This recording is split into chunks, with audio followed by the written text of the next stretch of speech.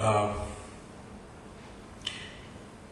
whenever I have to give a valedictory address, I am fully aware of people who are totally tired, exhausted, sick and tired of listening to this and that, so much information, so much irrelevant information, some relevant information, etc.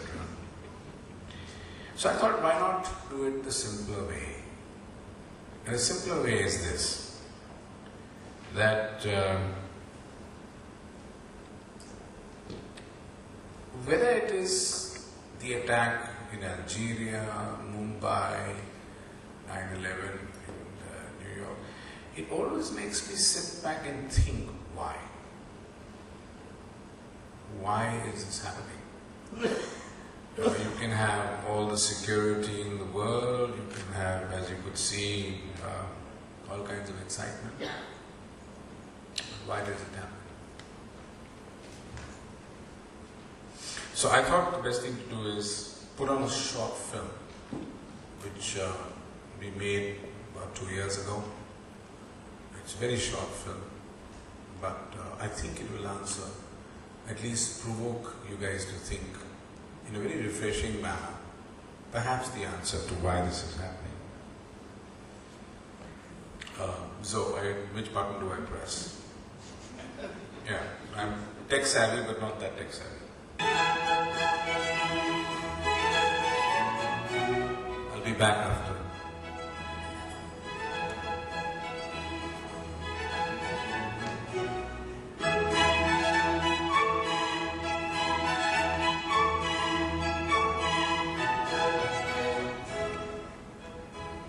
There is development happening everywhere. Infrastructure is being built, markets are booming, growth is happening at a rate never seen before.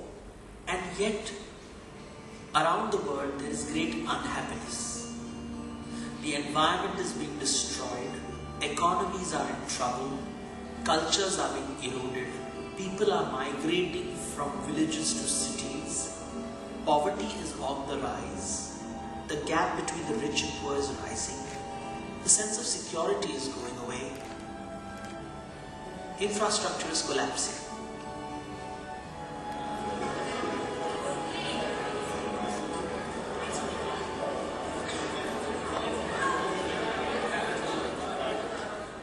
What is happening out there?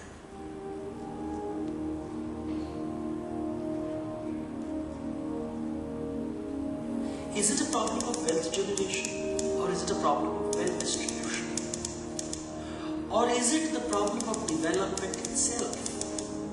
We see development only in material terms. Could it be that somewhere along the line we have forgotten development in emotional terms? Perhaps that is why our societies are becoming more exclusive than inclusive.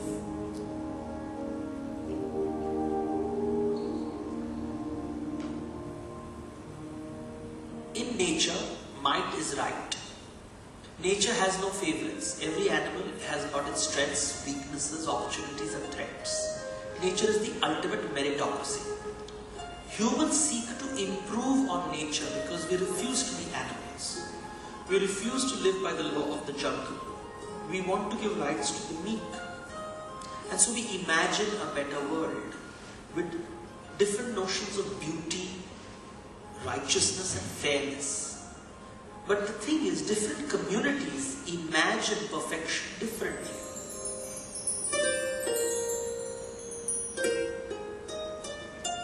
And therefore there are different cultures around the world.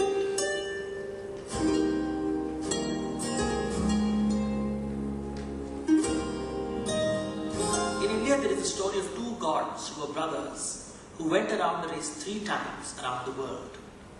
One of them flew around the mountains, the continents, the oceans and the stars. The other simply twirled around himself 3 times and declared himself winner. When asked for an explanation, he said, I went around my world, you went around the world. What matters more? Culture is my world. Culture is how a community sees the world.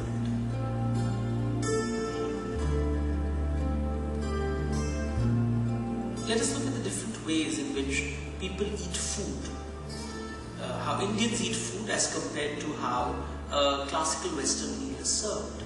In a Western meal, you eat exactly what the chef has prepared for you. In a classical Indian meal, you mix and match the food, so what you taste is very different from what was cooked in the kitchen.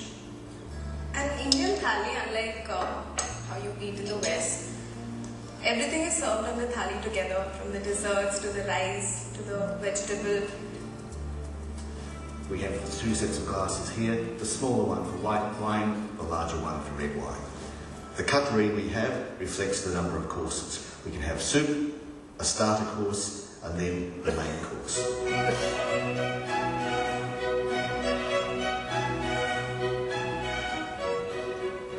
Let's look at music. If you listen to Western classical music, the notion of harmony dominates. Western classical music has a linear beat. Indian classical music has a cyclical beat.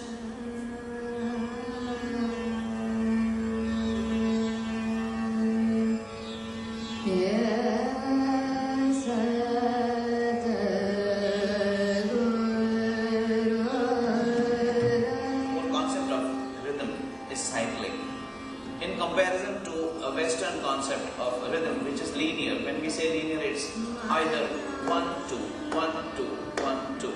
So you can't call this a cycle. Or it's 1, 2, 3, 1, 2, 3, 1, 2, 3. Whereas in Indian concept, this cycle goes, let's say, a 16-beat cycle, and recite and say dha, din, da, din, da, din, da, din, da. Indian classical music, the concept of harmony does not exist. The notion of different musical instruments in sync with each other did not exist. What you had is a single musician and other musicians accompanying him, following him, to create a musical experience that is never repeated. The performance is not independent of the audience.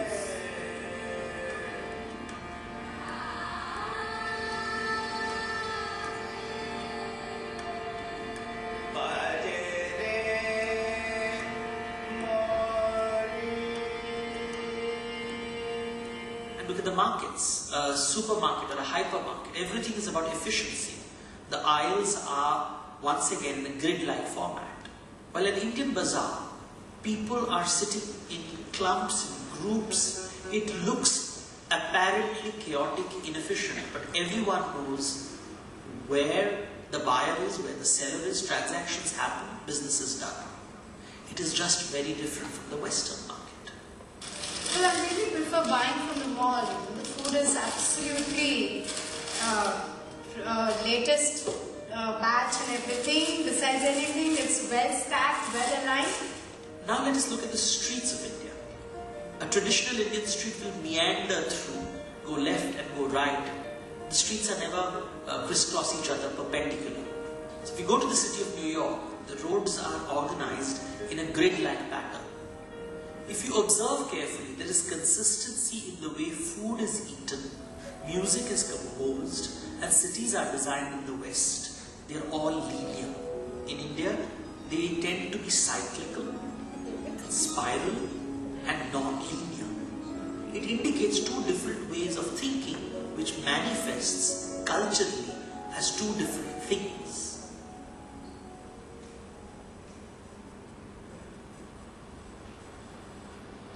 Almost 2,500 years ago, they say Alexander reached the banks of the river Indus, and there he met the naked wise man whom he called a gymnosophist. And he asked the gymnosophist, "What are you doing?" Because the gymnosophist was just sitting on a rock and staring at the sky and the stars.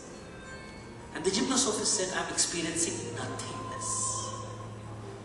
Then the gymnosophist asked Alexander, "What are you doing?" And Alexander said, "I am conquering the world." Observe the difference. What is the right way to live life? Experience nothingness or conquer the world? If I have to experience nothingness, this gymnosophist believed you live in finite times. And therefore, achievements don't matter. Alexander believed you live only once and therefore achievements matter. Where does our developmental model come from when we talk of development, when we talk of cityscapes, when we talk of growth? The developmental model does not come from India. It comes from the West. It comes from the Alexander's point of view, which is linear, which is achievement driven, which is about this being the one and only life, and hence the sense of urgency. The point of life is to achieve. The point of life is not to understand. Development was seen in India for thousands of years very differently from the way development is currently seen in the West and is now becoming the global way of development. Traditionally in India, since you live in finite lives, development is about developing your thoughts, developing your mind, developing your beliefs. But in the linear construct of the West, development is about things, about acquisition, about conquest, about reaching a particular goal. And that is what we see in society today. An increased Western orientation. Why is this? Because the Western mindset spread to every corner of the world through imperial and industrial forces. And before development came, the so-called development came, what happened to our people? They've been living for thousands and millions of years. You mean they didn't have a life? They didn't have any happiness? They didn't have food? They had no ritual, no customs, no work? It all arrived with the Western discourse of development? No. The true story is, development is a way for markets to be developed. We are creating a market model. अभी English का जमाना चल रहा है ना, तो हिंदी का value तो खत्म हो गया। अभी जो करेंगे, जैसे हम लोग पहले हम लोग की गरीबी थी, हम लोग पढ़ नहीं पाए। अभी बच्चे लोग को जहाँ से करेंगे उससे अच्छा पढ़ाएंगे, इंग्लिश ही पढ़ाएंगे। हिंदी का तो जमाना गया। In Greek mythology, when a monster attacks the hero goes about killing it. So you have the story of Bellerophon, who destroys Chimera, that is part lion, part goat, part serpent. But in Indian mythology, a monster is seen as a form of divinity. When Arjuna faces the beast, which is a composite of 9 animals, part rooster, part peacock, part elephant, part human, part deer, part tiger, part lion, part bull, part serpent, he bows in reverence, because what is not understood need not be invalid. He therefore includes the other, the mysterious, what cannot be controlled. So the approach to uncertainty, the approach to mystery is very different. One seeks to organize and solve it, the other seeks to understand it and allow it. What do you think is better for the global discourse? Look very carefully. The modern discourse of globalization is actually a Trojan horse. Within it is the linear, finite discourse of Western origin. It is the discourse of Alexander, which celebrates achievement. It is the discourse of the Bible, which celebrates compliance. It ignores the possibility that one can spend one's life not achieving, not complying, but introspecting, understanding and growing emotionally rather than materially.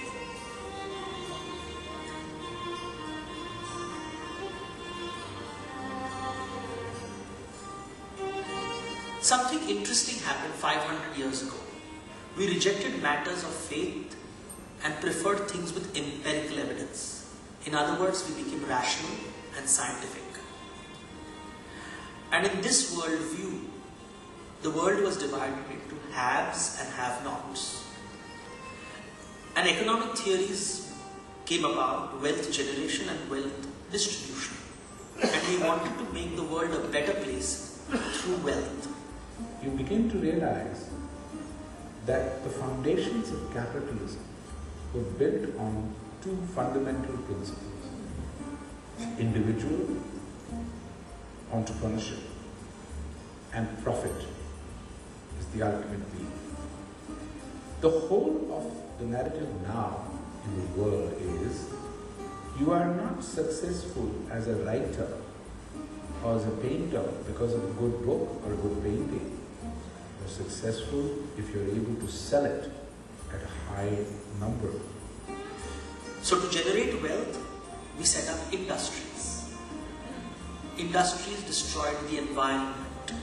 Let's say we take the case of Mumbai, the number of skywalks and the number of ceilings that have been created just with no concern of how it's going to impact the sea, the fishing communities that are there.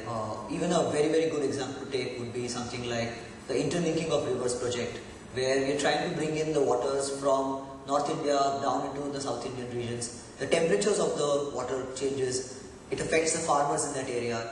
Wealth was generated, but it was unequally distributed, which led to social injustice and unfairness, which led to economic turmoil.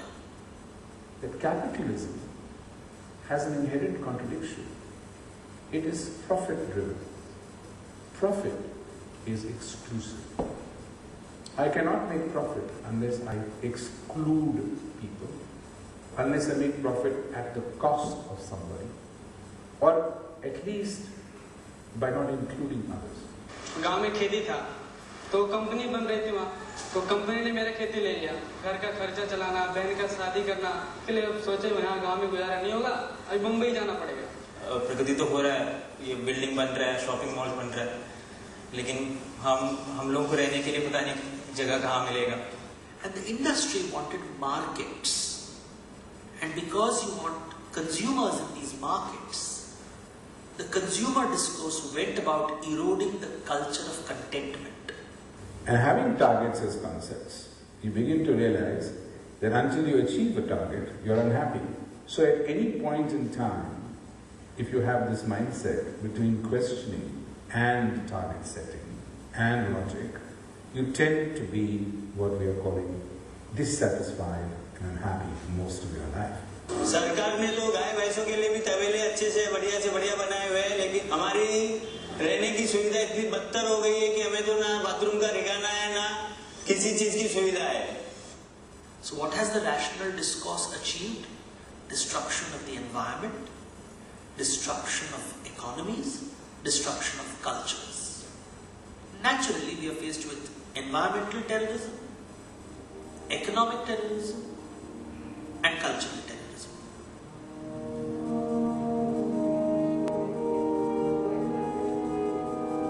There is a story in Indian mythology of two warring sides in a great battle going to God and asking Him to support each one of them. Not wanting to take one side over the other, God divides Himself into two parts: who He is and what He has. These are the two parts of every human being: who we are and what we have.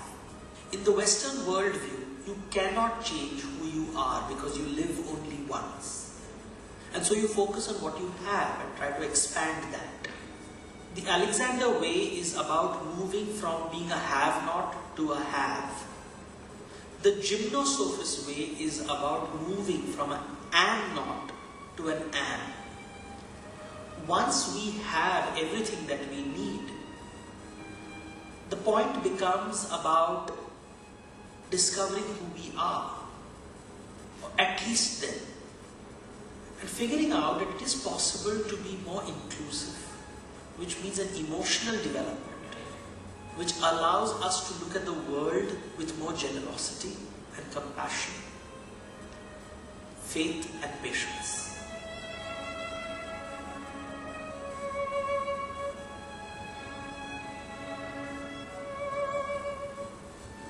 So when we talk about rebirth, we have to ask ourselves, is it an objective truth or a subjective truth? All cultural truths are subjective.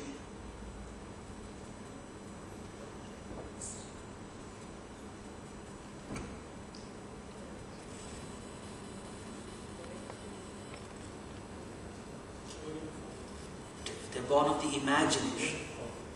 The question is, what does this subjective truth give a community and a people? When I believe in one life, I want to live it the right way. And there can only be one right way.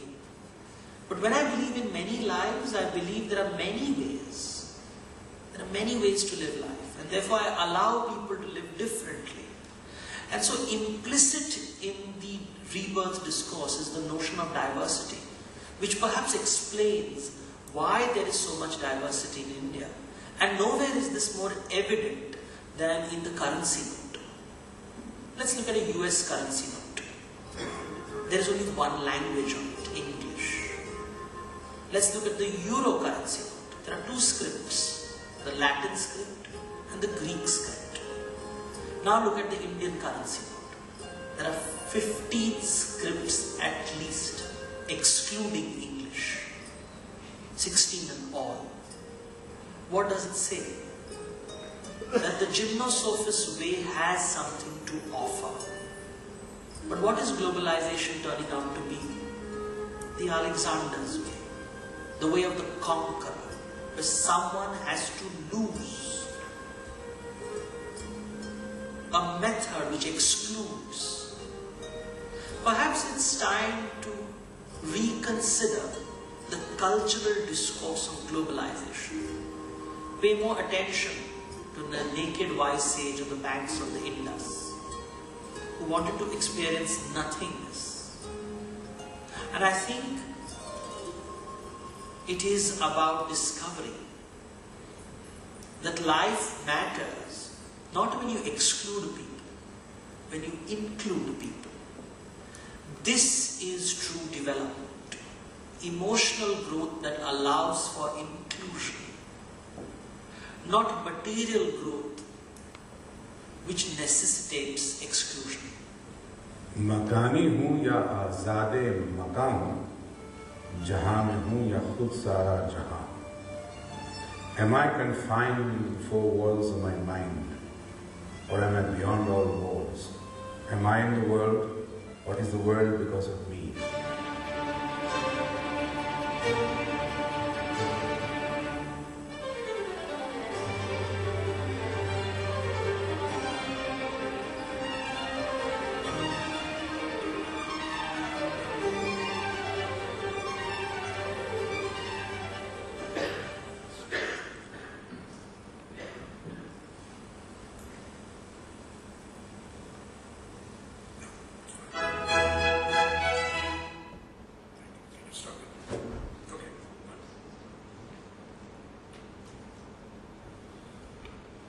Anyone has any question?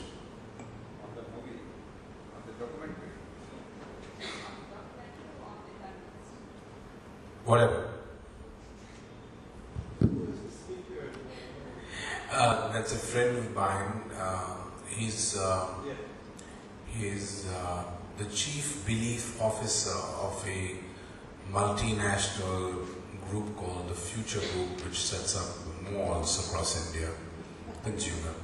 So he's a chief belief officer, and he was hired by his boss because different parts of India have different cultural issues. So when they open a mall, the management of the mall is very different. So you just can't prescribe one way of one process, and that doesn't work. So that's what he started with, so we've been working together for the last many years on looking at issues that trouble us, shall we say. So he's a mythologist who works on Greek and Indian mythology to find interesting things to say. I'm an author. Yes, ma'am. Any other questions on the movie? Then I can just finish my presentation and you can, yes, you have something to say. It's not on the movie, right? No. It's on the movie. It's a great emotion. See, this world has become materialistic. It's not non-materialistic.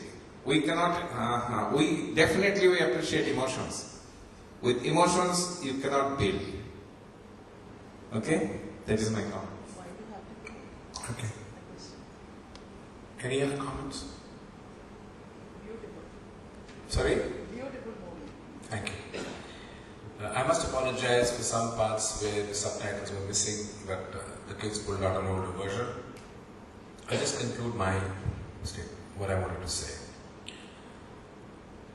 No matter how much of security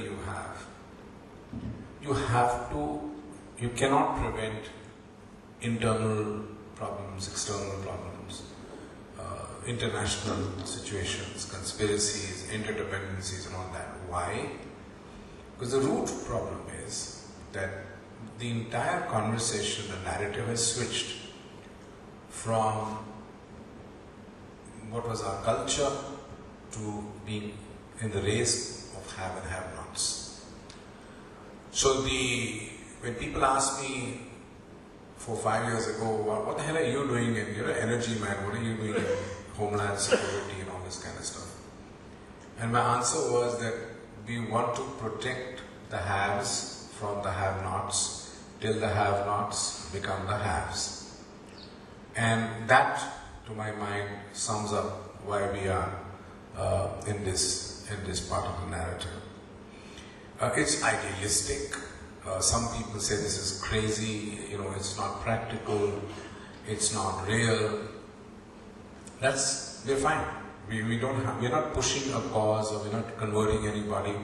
It all depends on, none of them have been to London, none of them may end up being in London, but their bridge is falling down. And you have, Humpty Dumpty and all that stuff. So you find that you start auto-suggesting and indoctrinating ideas in their minds on the promise that they'll get jobs and they'll better their lives. Finally, they go through school and some of them, of course, look for jobs at that point and they find there are no jobs. Some of them are able to go through college. They've gone and mortgaged everything, including their emotions, their thoughts, their cultures, and they have now got an education. But there are still no jobs. And as I mentioned earlier, how many of you have seen taxi drivers and people doing menial jobs who are extremely qualified? So the promised land, if you like, for the guy who was content in his space, in his biosphere, is completely gone because the promised land doesn't exist. And a peculiar problem we find now in India is that there was a family of 2, husband and wife. They had a piece of land, they had 3 kids. They sent 2 out to university, 1 stayed back. The kids came back from Mumbai to the village because they can't get jobs. Guess what? They can't even work on the farm anymore.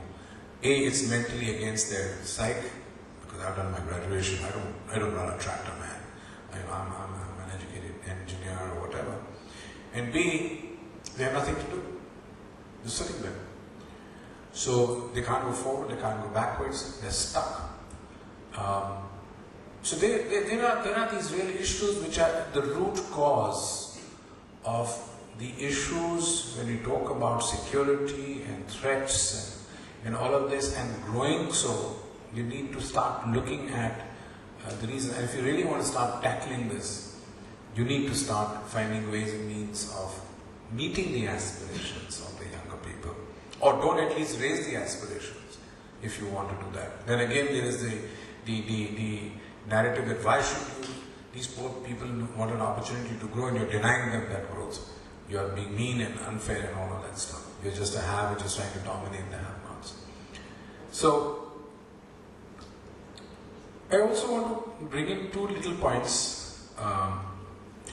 If you look at the Second World War, the First World War, you look at the invasion of Burma by the East India Company, if you look at the entire narrative from 1650 onwards, when little before that, the Pope decided to divide the world into 2 pieces, half to Spain, which is the Americas, and the rest to Portugal. And the Protestants got left out of this race. So if you look at the early beginnings of this race, you find that the Protestant movement wanted to establish itself also as a counter to the Catholic narrative. And so what did? They went out to the Caribbean and they looted the Spanish gold, and slowly gave rise to commissioning of, I don't know what to call them, crazy guys who would loot and come back and share the loot with the crown. The Spanish did this, the Portuguese did this, the English did this, the Dutch did this. And then this was all in the name of have and have not narrative. And where did this come from? So you begin to realize whether it was the millions of people shipped out from Africa to America to work on the cotton fields, the plantations, and then it led to the ultimate war, a civil war in the United States where slavery was abolished. Then, and it was till the 60s, till the Kennedys took it up, that a black lady could not sit or a guy could not sit in the same bus. It happened in Alabama, if I remember correctly. So you see the kind of there's a zulm, it's the kind of discrimination, the kind of harsh cruelty.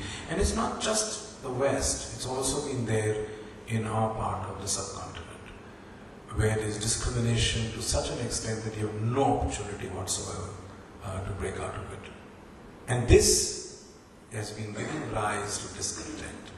And this is very important. So to figure out that when you exclude people, when you say, I'm special, okay? And everybody else is crap, or everybody else is somewhere down the line in the pecking order, that's when your problem starts. What makes you special? Why are you so special? Why can't the other guy also be as special as you are, if not more? And that discrimination, that being left out of the race, that being left out of the opportunity, begins to create and fester the kind of emotions which are now coming up. So it comes up in different ways. The Maoist movement in India, the Naxal movement from the 60s, the fight against the state. Guys who are PhDs and highly educated kids taking up arms and going in jungles and fighting for causes. I mean, you can always say this is wrong or this is right, but it's something you need to think about. What are they talking about? And so I could name 25 different uprisings or revolts or oppositions or dissents, whatever you want to call it, in India itself. But the fact is that we are all trying to make the world more equal. If you also look at these incidents, you'll also find economics was at the bottom of it. Money was at the bottom of it. You need cheap labor, so you pick them up from Africa. You needed oil, so you had the different wars. You needed to have resources, so you went and took over large parts of the world for the mineral resources, so that you could take advantage of it. So what is the narrative? This whole narrative of the last 200-300 years in the Industrial Revolution and beyond is about being economic power. And my military is there to protect, nurture, garner and help grow my economic power. When you have an attack, like Mr. Shamera mentioned, on an oil facility, what is the message which is going out? I see 2-3 messages there. One, there are lots of people who are being excluded from the transactions or the benefits of their own soil. So you have the Norwegians and somebody else coming in and extracting oil and taking out some other part of the world. And this reminds me of a simple story. When the Enron project arrived in India, we actually sat down and wrote a play which talks something like this. That there is an elderly lady who is the patriarch or whatever, the head of the family. She has a son and a daughter-in-law and then 2 kids. And she's been asked to move her house so that the project can come up. So there's a conversation between her and this America returned kid which the company has hired, who also happens to be from Maharashtra. And she's saying, ma'am, but you must move. And she says, but why? She says, so this project can come up. She says, what project? And what do I got to do with it? No, but this project is very important for the nation. Nation, okay? Who are the people in the nation? And who is this project for? Oh, it will generate electricity for the city of Mumbai, 300 miles away. So she says, you want me to give up the house in which I was married, the swing and the lovely trees and my entire memories? No, but we're going to give you a lot of money. Money? What am I going to do with your money? I don't need money. This is my life. I'd rather die here. No, ma'am, we can't wait for you to die. We have to set up the project. So you see this conflict and dialogue and this conversation which is taking place and it's going over each other person's head. This lady can't understand why can't she just take some money and get on with it? And then he said, what am I going to do with money? This is my culture, this is my home, this is my memory, this is my life. You want me to just give it up for a project which will take electricity to a place which is 300 miles away of people whom I don't even know and whom may never know of me? You gotta be kidding me. It's not happening. So you can see this narrative in modern day society as we talk about development. In Orissa and in India, the Korean company 10 years ago decided to build a $12 billion steel plant. They're under the process of trying to build it. Why? Because the mountain they identified, which has the maximum, it's aluminium, which is going to have the maximum amount of bauxite for aluminium, is considered a god. By the villages around, it's considered holy. How are you going to blast it? And then still stay there? No, we're giving them money as compensation. I mean, there's a complete disconnect which is happening. So when you see a situation as Mr. Mehra pointed out, there's a lot of emotion, there's a lot of stuff happening. When you see the situation in the Kenya Mall, the narrative is those guys need to be shot, those guys need to be finished, those guys need to be eliminated. But has someone gone back into the genocide that the Somalis suffered? Twice, thrice they were promised a separate part, a piece, a deal was struck and people went back on that deal. No, we won't hear that part. You only hear the mall was attacked, they were eliminated, next time they're going to have more security in the mall. Fine, do it. So you're basically trying to treat an ingrowing disease by cutting off bits and pieces of your body. It doesn't work. So my only limited point, ladies and gentlemen, is that let's look at this with more compassion and try to understand why it's happening, and perhaps it will help us, at least if not in our generation, in the next generation, to have a more understanding environment. And perhaps then this new phenomena, or so-called new phenomena of terrorism, may not be such a major threat. Let me just end by saying that in a city like Delhi, when you enter a mall, and there is this guy on the door who opens the door and smiles, and you look carefully at the guy, his trouser is loose, his shirt is hanging, bulky, he's wearing somebody else's uniform. He's getting 3,000, 4,000 rupees, out of which he spends 2,000 on his food, and maybe 1,000 on sleeping on this little plank at night, which is 2 feet by 5 or 5.5. And he sees these women walking in and buying gold and jewelry and whatever. Do you need to wait very long to figure out where the terrorism problem is going to come from? It's not going to come from across the border. It need not.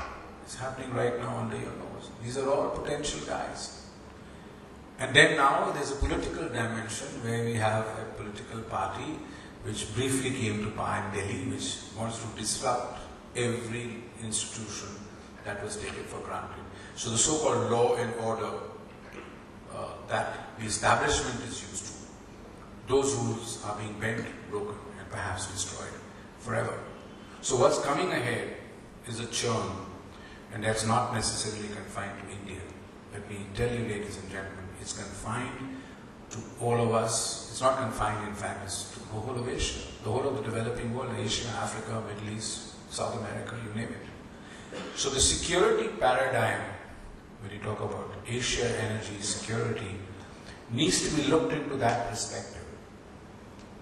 In this case, people came from outside. Tomorrow, God forbid, the people who are guarding the facility themselves may turn against the facility. So, on those cheerful thoughts, it gives me an opportunity to allow Mr. Ashok Dasgupta to say his last few words. He's dying to say them. But before I do that, you had a question, please, to the panel. Microphone, if you haven't lost it.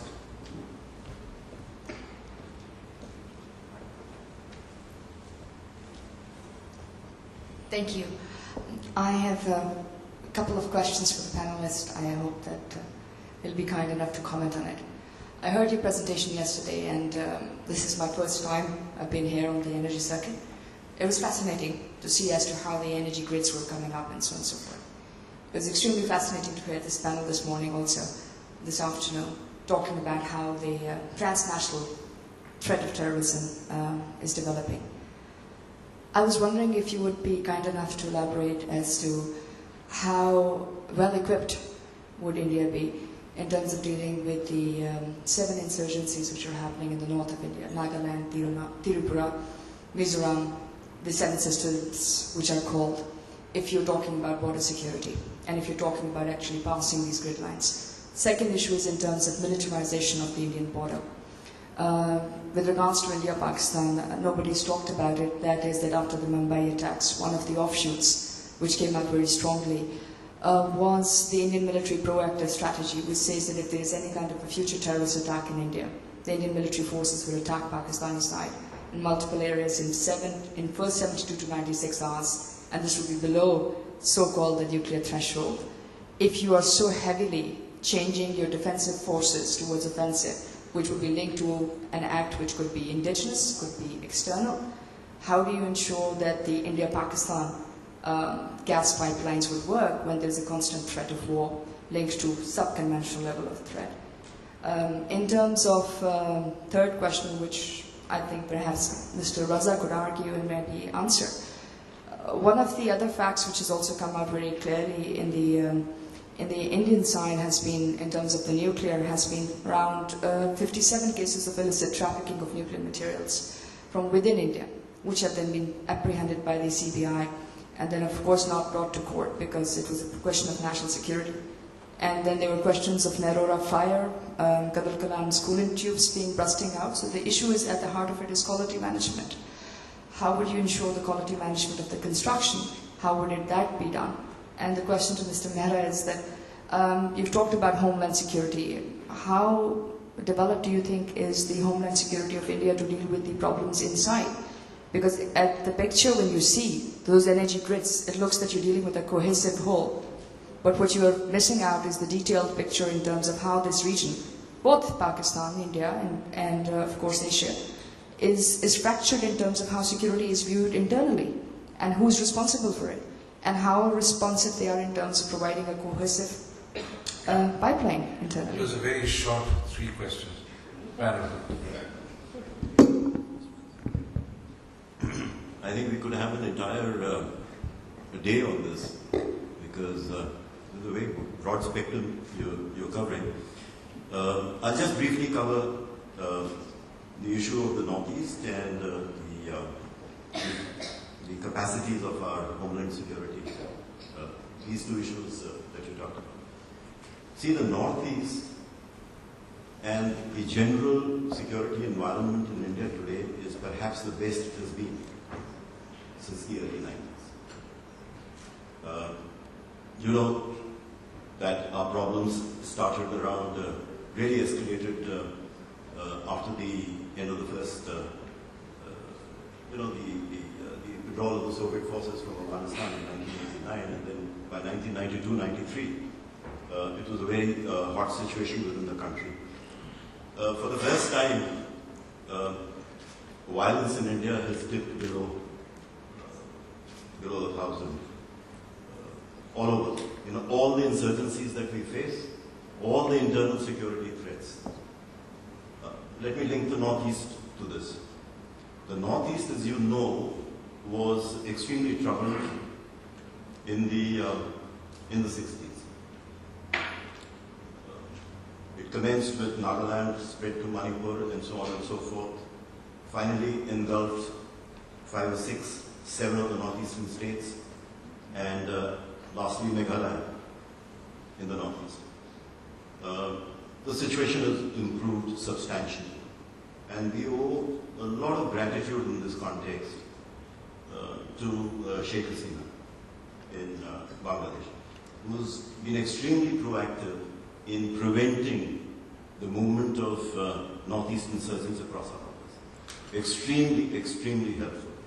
I won't delve into the earlier situation and what we talk of in terms of cross-border support to the northeastern insurgencies, basically ethnic and jungle-based insurgencies. So the situation is tremendously improved. There are ceasefire negotiations with a myriad of groups. A lot of them are laying down arms, joining the mainstream, and we have a very flexible constitutional system. You know, it's perhaps the only country in the world, and I talk about this even in the United States, that not only has provided linguistic and gone down to ethnic states for people there and empowered them to govern themselves, though there are still problems within the ethnic groups themselves. There's this tussle of power between intra-ethnic and across ethnic groups is there, but the center has ceded a huge element of autonomy. And there is one portion of our constitution called the 6th Schedule, which has almost allowed local historical institutions, not to the extent I would have liked it, to function autonomously, administratively, and politically. So, I think the Northeast has recognized the fact that its fortunes are very much linked to India, whatever may be the distractions that have been put in the way of these states in the past, and that India's development, in a sense, will interact very beautifully with the development of the Northeast itself. And by the way, in terms of packages and investments, some of them which have really gone waste, in the sense that there is a huge seepage of money which goes into the wrong pockets, but it's going into ethnic pockets. It's not going into what they call mainstream India. I don't like this whole concept of mainstream India. I look at India as extremely heterogeneous. I believe India should maintain its heterogeneity. The spice of life is in heterogeneity. Why should everyone be uniformly correlated to Northern India? So this is becoming our bridge to Southeast Asia. And Southeast Asia is looking upon this as the westernmost extremity of Southeast Asia itself. So I think we are doing relatively well there. The real problem is the Naxal insurgency. I would like to go into detail with that. It is a problem. We have created capabilities to tackle it. It's going to take some time to be able to do it. But once again, and I spoke about this some time back, today we stand at the crossroads. The Maoist insurgency is at its lowest ebb. Almost 70% of the leadership has been decapitated. They're no longer above by Maoist and Marxian principles. They are basically warlords in a sense. And they're engaging in a lot of organized crime, just like Parish Barwa does from the Ulfa across somewhere along the Myanmar border, though he's not being supported by Myanmar. Myanmar has also been extremely forthcoming as far as we are concerned, so I think we have a very good relationship with them. They are helping us to contain the northeastern problem. Now, development of homeland security, how prepared? Immense capacities have been sought to be added to the Indian security architecture. A lot has been done. A lot is in the pipeline. There has been a massive increase in manpower. We have around 1 million men just in the paramilitary forces itself. Better arms, better equipment, night vision devices, so on and so forth. We are getting everything. We are getting everything for them. Yes, we have that undercurrent of corruption, mismanagement, and a little bit of apathy. We have to include all that. But by and large, not too bad. Not too bad. But like I said, it's only an attack which will tell how well you respond. And sometimes it's very difficult to respond in situations where you're fighting somebody who's within society itself. or terrorists who penetrate. It's not a simple enemy situation, where they're easily identifiable. So terrorist situations are different. They have to be tackled differently. I mean, we had evolved a doctrine, but the government felt that it was too strong a doctrine. Anyway, we leave it at that. So Homeland Security, I think we're on the right path. I think it's going to be a continuing process. We're going to be a continuing process where we're going to add to the security architecture in a very big way. So I hope it will yield results in due course. And perhaps they are already visible in the sense, like I told you, after 3 decades, we are at the lowest ebb. At the lowest ebb. I don't know if you take up the other I'll answer in bullet points because I know people's patience is running out. Other than what Mr. Mehra said about India's northeast and the Seven Sisters, which sometimes are referred to as Namak, the names of each of the states, this insurgency has been around since 1954, but there is one unusual factor about it. It has been consistently low-key. I mean, there has very, very rarely in India's northeast been occasion for any dramatic incident there which has suddenly impacted on awareness about northeast in the rest of India, mainstream India. In many ways it was seen by a lot of people as a sideshow which went on and on. But there are issues of governance, there are issues of deals which were almost put through but not gone through because of a trust deficit which existed between government and the separatist elements. But Mr. Mehra has served there also as a senior police officer. So, I mean, the bottom line is that if the government of India wishes to really address that problem, they should be able to come to grips with it in quick time. Much quicker than, say, the Nakshal issue, where there is, I mean, that's a serious problem, but the figures vary between how many districts in India are really, really affected. Between 15 to 30 districts which could be dramatically affected or really under complete Nakshal sway, going on to 2/3 of India's districts, which some people had indicated. But I was talking to some senior police officers recently. By and large, the military or the police dimension of, because we are not using armed forces per se there for a variety of reasons, but say the armed police actions, etc., have been able to get their act together quite a bit in the last year plus, but there is a disconnect between the several states in which the Nakshal problem is spread and how one state approaches it vis-a-vis the other, and there's no centralized thinking. I mean, there's a 4-step solution if you really want to address any insurgency. You look at containing the problem militarily, you look at providing good governance measures, you start development initiatives, and you strike a deal within the constitution, if you want to do it. But the fact of the matter is that the Prime Minister of India makes an utterance about Nakshal problem being one of India's gravest threats once in 5 years and forgets about it. So that's one of the, but I just want to answer 2 other quick points. One is about how we responded post Mumbai, or how we would respond to a Mumbai 2, which has been a worry at some quarters. One point Mr. Mehra has very clearly brought out, that there's been really a serious urgency in equipping the police and the security and the intelligence elements, and figures close to $1 billion are being spent in equipping various, and we've got city policing like Delhi, Bombay, some of the key cities which have gone into a high-tech policing of city, as well as training of basic police personnel. But the bottom line is, my personal view is, a lot more needs to be done, because the beat constable on the ground is still walking around with a stick in his hand. I would rather have him like a Bobby in London. Then the level of response would be much better. The military dimension you talked about, in the event of another situation like this, how would the military respond? Really, the cold start doctrine, which people are reluctant to admit in public, but I know it exists because my course mates are commanding those divisions.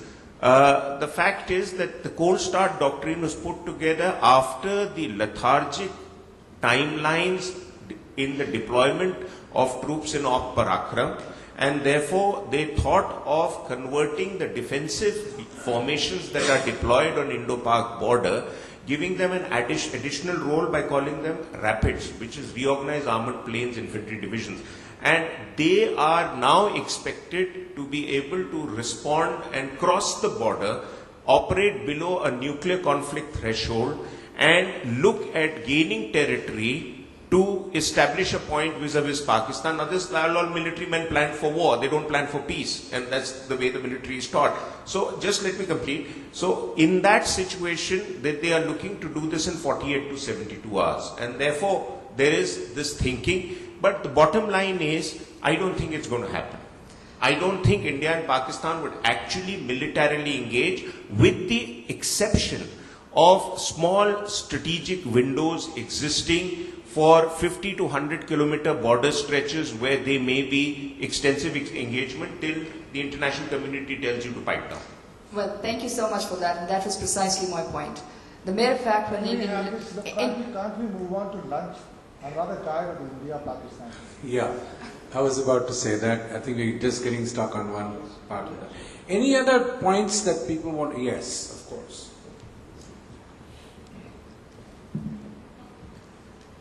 Just maybe a recommendation for next year's event.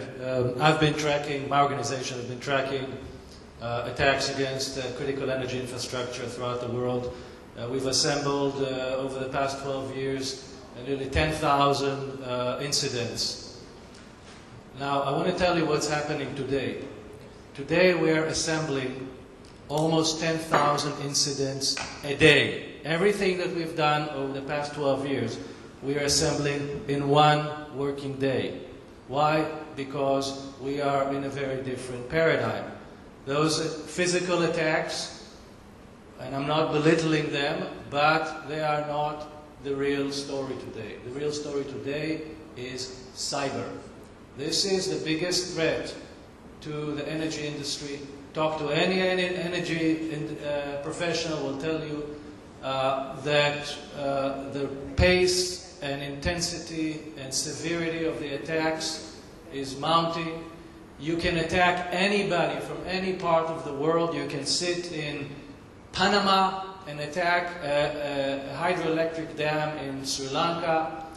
You can inflict severe damage because everybody is tied to industrial control system connected to the internet. This is the big story. This is why we've started a new center for energy cybersecurity, because I think this is a real disruptive issue that is beginning to not only have a major economic impact, but is really touching everybody across the globe, and is taking a huge toll of energy companies and governments, and could cause major disruptions, economic damage, but also loss of life when you talk about nuclear power plants, major blackouts, as well as dams. What's your point for next year? My point is that we should move on to the next set of threats. Cyber. Deal less with the physical and more with the cyber. Perfect. Great suggestion.